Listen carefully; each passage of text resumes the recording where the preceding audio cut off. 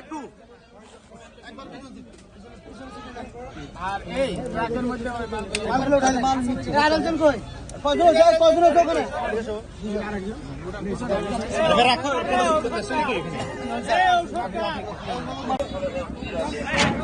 দেখি ভাই ওদিকে বসে না পিছে পা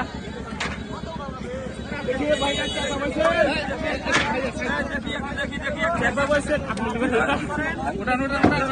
কোথা থেকে নিয়ে আসছিলেন? কোথা থেকে নিয়ে আসছিলেন? সকালে আমাকে অর্ডার দেওয়া হয়েছে যে ভাই আপনাকে এই মালগুলো করে দিতে হবে। কে বলেছে? আমাকে ওই অফিস থেকে বলছে।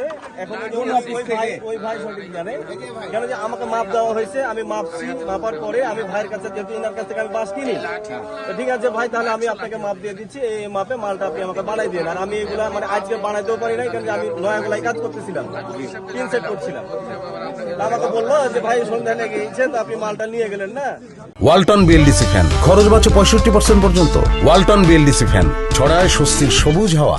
অর্ডার দিয়ে গেলেন তো মালটা নিয়ে গেলেন না, তা আমি বললাম যে আমি এখন আসতে পারতেছি না, আপনি পারলে ওদেরকে ভ্যানে দিয়ে দেন গা।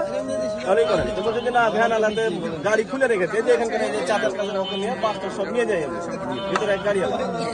তো চাচাকে ফোন দিলাম, তো বলছে বাটা আমি গাড়ি খুলে নিয়েছি, আমি আর গাড়ি নিয়ে যেতে পারবো না। ভাই আমাকে ফোন দিল, বললো যে ভাই তাহলে ওগুলো মালগুলো তো নিয়ে আসতে হবে, আর আমাদের কোনো চিনে না গেলে তো দিবে না।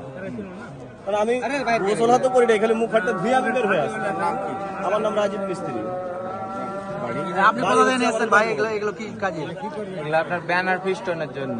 কোথায় কোথায় আপনি কাজ করেন? 2 নম্বর ওয়ার্ডে। 2 নম্বর ওয়ার্ডে কিসের ব্যানার ফিস্টনের জন্য, পতাকা নিয়ে শুধু পতাকা। আর পাঠিয়েছিল কে করতে, বানাতে পাঠিয়েছিল? মনিরুল চাচা। কোন মনিরুল? 2 নম্বর ওয়ার্ডে। কি করেন উনি জানি না ঠিক কি করে না। আপনি কোথা থেকে নিয়ে এসেছিলেন এগুলো? ওই ওখান থেকেই তো আসছি আমরা। কে অর্ডার দিয়েছিল কে? ওই মনিরুল চাচাই বলেছে ব্যানার ফেস্টুনার কথা। উনি জামাতের কোন দায়িত্বে আছেন? দায়িত্বশীল কি পদে আছেন? কি পদে আছে ওটা জানি না, আমি পদে আছে। হ্যাঁ, তো ওই জন্যই হলো আমরাকে আনতে পাঠাচ্ছে, আমরা নিতে আসছি। আর কিছু নয়, আর থেকে কিছু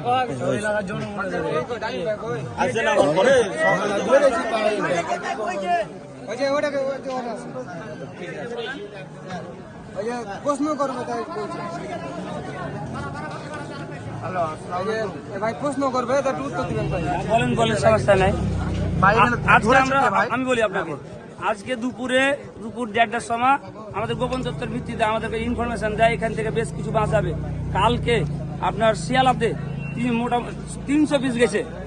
যে লোক রেখে এসছে একবারে জামাতের মেন ক্যাম্পে রেখে এসছে, এসে আমাদের বলছে ভাই আমরা বিপদে পড়ে গেছি, আমরা বুঝতে পারিনি কি কাজে নিয়ে যাবে।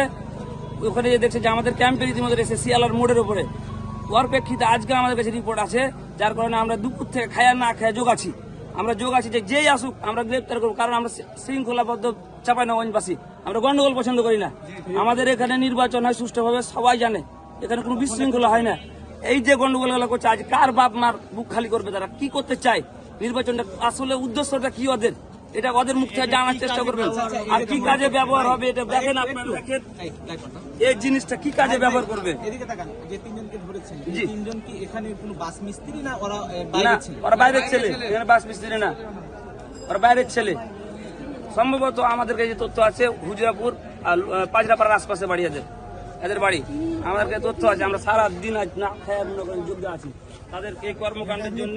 আমরা আতঙ্কিত আছি, আমরা চাই না এই যে 12 তারিখ সামনে কালকে নির্বাচন আসছে, কারো বাপ মা যেন না নিহত হয়, কারো ছেলে সন্তান যেন না নিহত হয়। সামান্য একটা নির্বাচনের জন্য আজকে মনে করেন যে কি অবস্থা করেছে, জানি না কার বাপ মার বুক খালি করতো তারা। আমরা আল্লাহর কাছে সবসময় দোয়া করি এই ফিতনাবাদ থেকে যেন সবাই মুক্তি পায়।